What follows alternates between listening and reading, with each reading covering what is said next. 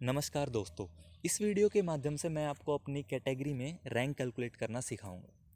तो ये हमारे पास जो लिस्ट है ये टीजीटी हिंदी की लिस्ट है। इसमें जो सीरियल नंबर है उनको आप अपना रैंक ट्रीट कर सकते हैं, क्योंकि ये नंबर वाइज दी हुई है। आपके जो इंटरव्यू प्लस जो आपके टेस्ट के मार्क्स थे उनको ऐड करके लिस्ट बनाई गई है। तो जो आपके सीरियल नंबर है इस लिस्ट में लेफ्ट साइड में, उनको आप अपना रैंक ट्रीट कर सकते हैं। हमारे पास N V S T G T, मैं हिंदी का एग्जाम्पल लेता हूँ। N V S T G T Hindi में हमारे पास अनरिजर्व कैटेगरी की 146 पोस्ट थी।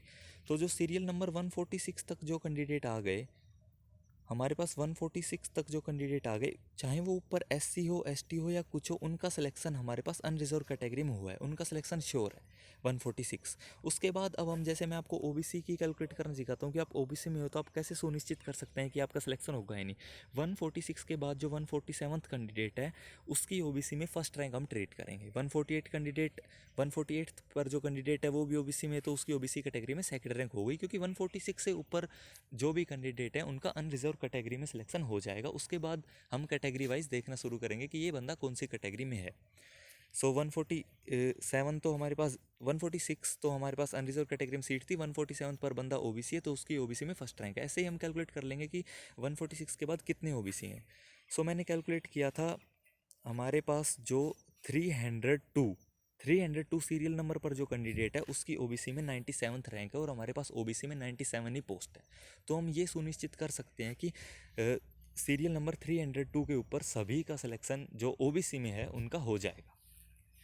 पर इसका मतलब ये नहीं है कि 302 से नीचे जो कैंडिडेट उनका सिलेक्शन नहीं होगा, उनका सिलेक्शन भी हो सकता है। ये मैं इसलिए कह रहा हूँ क्योंकि एनवीएस की जो ये हमारे पास टीजीटी की लिस्ट है, इनमें कुछ कैंडिडेट थे जिनका, ये हमारे पास टीजीटी की लिस्ट है और इनमें कुछ कैंडिडेट थे जिनका हमारा सिलेक्शन पीजीटी में हो गया है। तो वो कैंडिडेट ये पोस्ट छोड़कर पीजी में चले गए हैं, तो उनकी सीट खाली होगी, इसलिए एक वेटिंग लिस्ट आएगी जल्दी 1-2 हफ्ते में।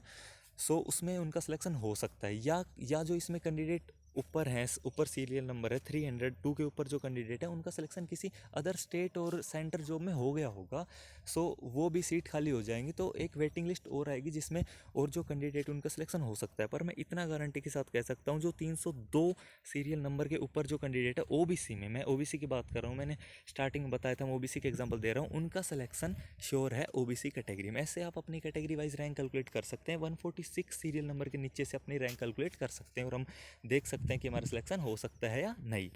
धन्यवाद दोस्तों।